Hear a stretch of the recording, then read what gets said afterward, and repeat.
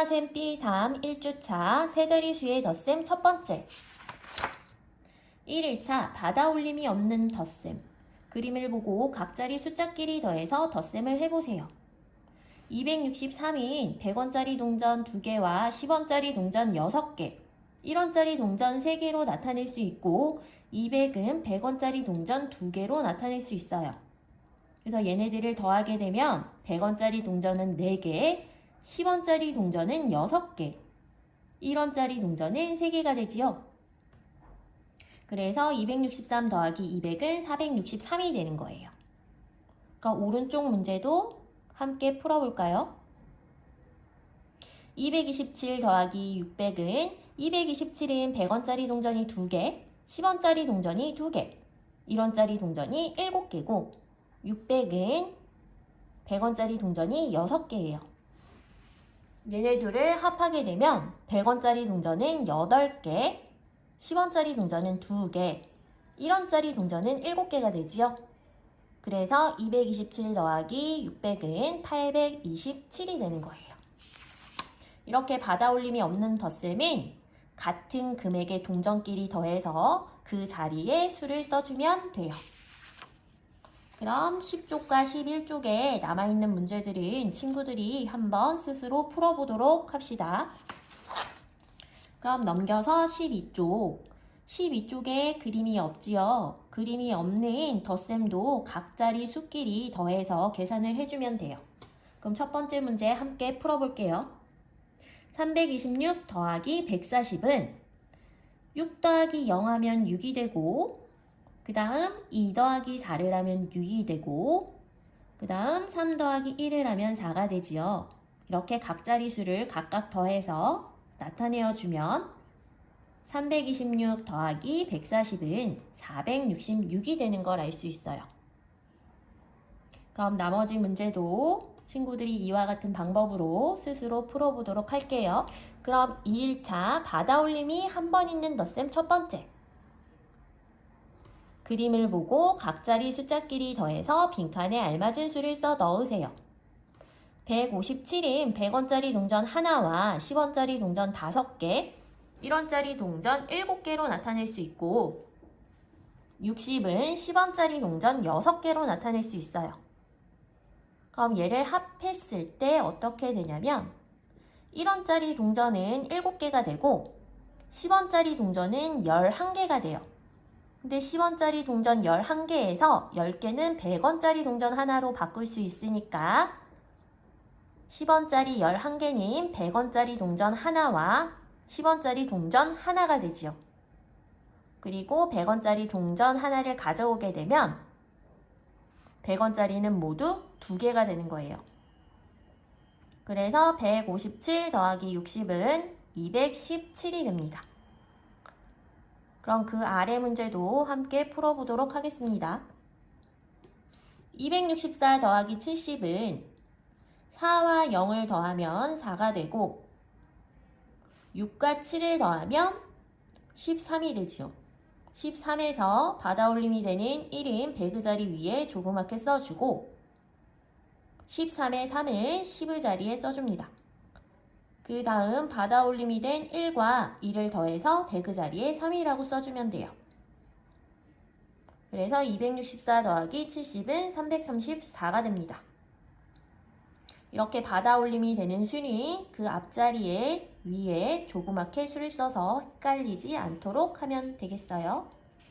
그러면 13쪽과 14쪽도 같은 방법으로 풀어주도록 합시다. 그럼 15쪽에 266 더하기 50을 해볼게요. 6 더하기 0을 하면 6이 되고 6 더하기 5를 하면 11이 되지요. 11에서 받아올림이 되는 1을 배그 자리 위에 조그맣게 써주고 나머지 1은 10의 자리에 써줍니다. 그 다음 받아올림이 된 1과 2를 더하여 3을 배그 자리에 써주면 돼요. 그래서 266 더하기 50은 316이 되는 거예요. 이렇게 각자리 수를 맞춰서 더하기를 하면 됩니다. 15쪽의 나머지 문제를 스스로 풀어보도록 하세요. 그럼 3일차 세로셈. 각 자리의 위치를 맞추어 네모 안에 알맞은 수를 써 넣으세요. 앞에서는 가로셈으로 한 것이고 여기에서는 세로셈을 할 거예요.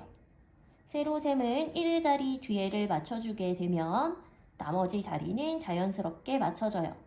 그래서 뒤에서부터 1의 자리, 10의 자리, 100의 자리 순서대로 계산을 해주면 됩니다. 그럼 142 더하기 90을 해볼게요. 2 더하기 0을 하면 2가 되고 그 다음 10의 자리 4와 9를 더하게 되면 13이 되지요. 13에서 받아올림이 되는 1은 100의 자리 위에 조그맣게 써주고 3은 10의 자리 아래에 써줍니다. 그 다음 받아올림이 되는 1과 여기에 나와 있는 1을 더해서 100의 자리에 2라고 써주면 돼요. 그래서 142 더하기 90은 232가 됩니다. 이렇게 자리를 맞추어 각 자리끼리 더하기를 해주면 돼요.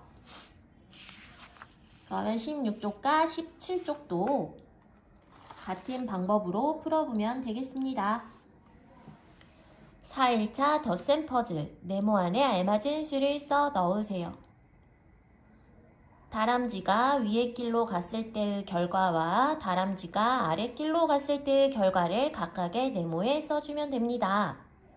오른쪽 문제를 함께 풀어볼게요. 다람쥐가 위의 길로 갔을 땐 194와 30을 더해서 네모 안에 써야 돼요. 그럼 194와 30을 더하게 되면 각 자리 수를 맞춰서 각각 더해줘야 된다고 했죠. 그럼 0 더하기 4를 하면 4가 되고 3 더하기 9를 하면 12가 되지요. 거기에서 받아올림이 되는 1은 100의 자리 위에 조그맣게 써주고 나머지 2를 10의 자리에 써줍니다. 그 다음 받아올림이 되는 1과 100의 자리에 1을 더해서 100의 자리에 2라고 써주면 돼요. 그래서 194 더하기 30은 224가 되는 거예요. 그러면 다람쥐가 아랫길로 갔을 때는 어떻게 될까요? 아랫길로 갈 때는 4 더하기 0을 하면 4가 되고 9 더하기 5를 하면 14가 되니까 받아올림이 되는 1은 100의 자리 위에 조그맣게 써주고 4를 10의 자리에 써줍니다.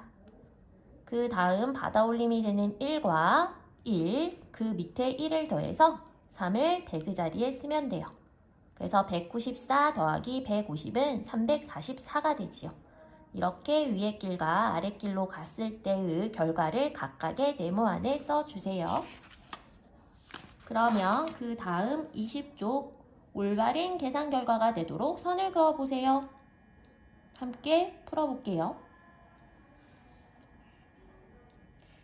이 문제는 왼쪽에 있는 수에 50을 더하면 오른쪽에 있는 수 중 어떤 수가 되는지 선을 이어보는 거예요. 첫 번째, 176에 50을 더하면 얼마가 될까요? 각 자리 수를 각각 맞추어 더해보면 0 더하기 6은 6이 되고 5 더하기 7을 하면 12가 되지요. 그래서 받아올림이 되는 1을 100의 자리 위에 조그맣게 써주고 2를 10의 자리에 써줍니다. 그 다음 받아올림이 되는 1과 100의 자리에 1을 더하면 2가 되지요. 그래서 첫 번째 176은 오른쪽에 있는 226과 선을 그어줘야 돼요. 이렇게 왼쪽에 있는 수와 위에 써있는 수를 더해서 오른쪽에 나오는 수에다가 선을 그어볼게요. 그럼 5일차 문장제. 이야기를 읽고 계곡과 해수욕장에 가고 싶은 학생은 모두 몇 명인지 구하세요. 여름방학이 다가오던 어느 날 지인의 학교에서는 방학 때 놀러 가고 싶은 장소를 조사했습니다. 여러 장소들이 나왔지만 그 중에서도 계곡과 해수욕장에 가고 싶은 학생들이 많았습니다.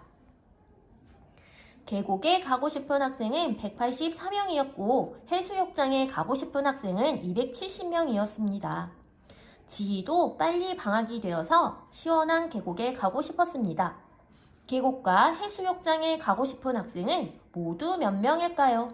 모두라고 했기 때문에 계곡에 가고 싶은 학생과 해수욕장에 가고 싶은 학생을 더하면 됩니다. 그래서 그것을 우리가 식으로 나타내면 184 더하기 270이에요. 그럼 한번 우리가 세로셈으로 계산을 해볼까요?